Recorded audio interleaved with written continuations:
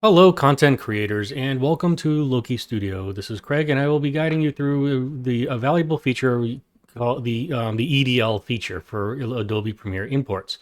The video I'm actually editing, I had to cut out some rambling and everything from the OAuth tutorial, which is a very important video to make it right and short.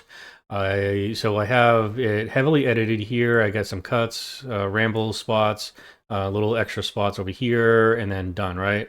And what you do is you go down to File, Export, and EDL, and from there you can name it whatever you want, do the thing, and then basically, I mean, you don't need to export. I only need to export really one track, but I just want to keep everything in there and hit OK. And I already did it once, so I'm just gonna do it again. Boom, save, confirm, and done. Right, and and then basically now you just go into here, you click on EDL, and all the cuts that I made are now removed.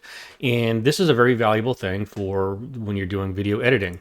And you can now my edit here will keep in line in touch with the Adobe Premiere. Now, granted, for this particular video, I don't actually need to do an EDL because I only preserving one track. If I wanted to preserve multiple tracks, this is where the EDL system really shines through. If I want to preserve all my audio tracks, which I don't. So I can actually remove that and go to File, actually Control M, just basically for media.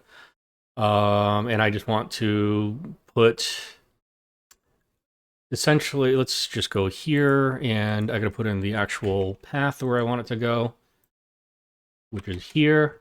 And I want to name it something different because it's going to be the different name.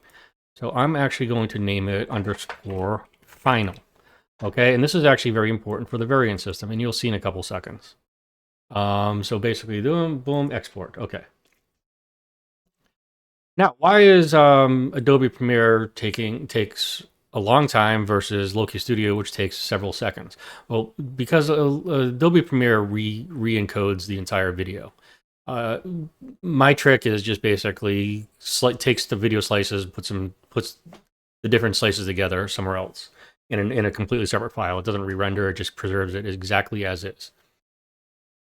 Same quality, same content, same everything.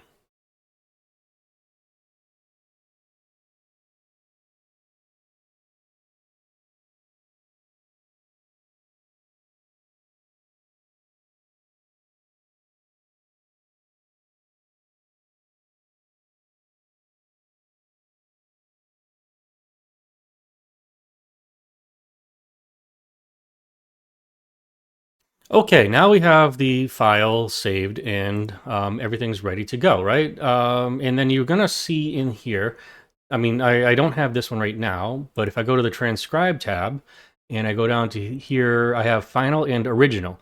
The underscore final is a very important name because that's the final video that will get uploaded to YouTube. And I mean, I don't really, and I just wanted to show off the EDL system. I don't need it.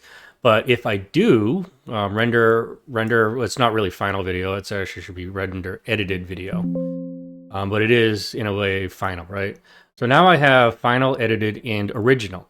What's going to happen is the transcription tab is going to edit off of, I mean, is going to transcribe off of edited, and the uploader is going to go to final. This is the one with all my like blur effects and other stuff for confidential information that I don't want to share, and then everything else like that. So I did want to create a final.